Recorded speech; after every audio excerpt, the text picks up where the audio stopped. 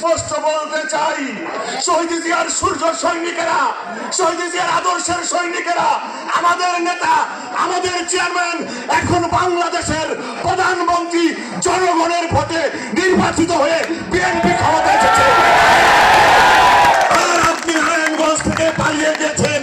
কাজেই আওয়ামী লীগের ইতিহাস পালিয়ে যাওয়ার ইতিহাস। যেমনি ভাবে পালিয়ে গেছিলেন মুক্তিযুদ্ধ না করে ৭১ সালে, ঠিক তখন আমাদের আদর্শের জনক শহীদ রাষ্ট্রপতি জিয়াউর রহমান যুদ্ধ করে বাংলাদেশকে স্বাধীন করেছে। যেমনি ভাবে পালিয়ে গেছিলেন ৭৫-এ, যেমনি ভাবে পালিয়ে গেছিল আপনার নেত্রী ৮১ সালে বর্ডারে বোরখা পরে।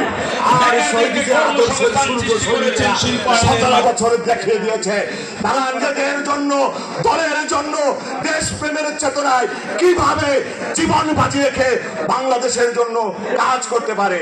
কাজেই আমরা বিশ্বাস করি আমাদের নেতা, বাংলাদেশের প্রধানমন্ত্রী, আমাদের চেয়ারম্যান, আপনাদের নেতা তারেক রহমান আগামী দিনে যে মানবিক বাংলাদেশ করতে চাচ্ছে, আগামী দিনে বাংলাদেশকে একটি শক্তিশালী অর্থনৈতিক টেকসইয়ের উপরে ভিত্তি করে বাংলাদেশকে এগিয়ে নিয়ে যাবে। সেই আন্দোলনের কাফেলাও এই ধরনের অপপ্রচার এবং শিষ্টাচার যারা রাজনীতি করবে তাদেরকেও সমানভাবে আপনাদেরকে রাজনৈতিক মাঠে মোকাবেলা করবেন।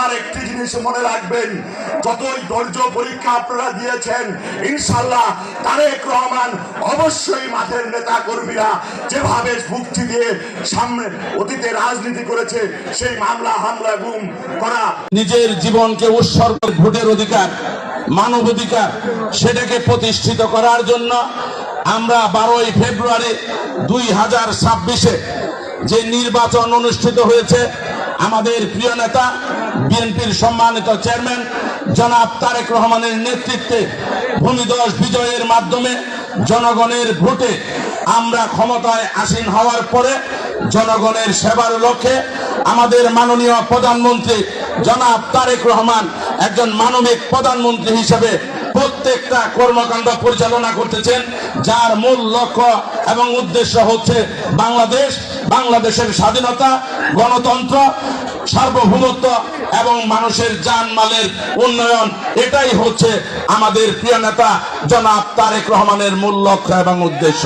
কিন্তু আমরা আজকে দেখতে পাই, কিন্তু আমরা একটা জিনিস লক্ষ্য করছি, আমাদের নেতার ভদ্রতাকে, তার সৌজন্যবোধকে একটি নিষিদ্ধ রাজনৈতিক সংগঠন শিষ্টাচার বহির্ভূত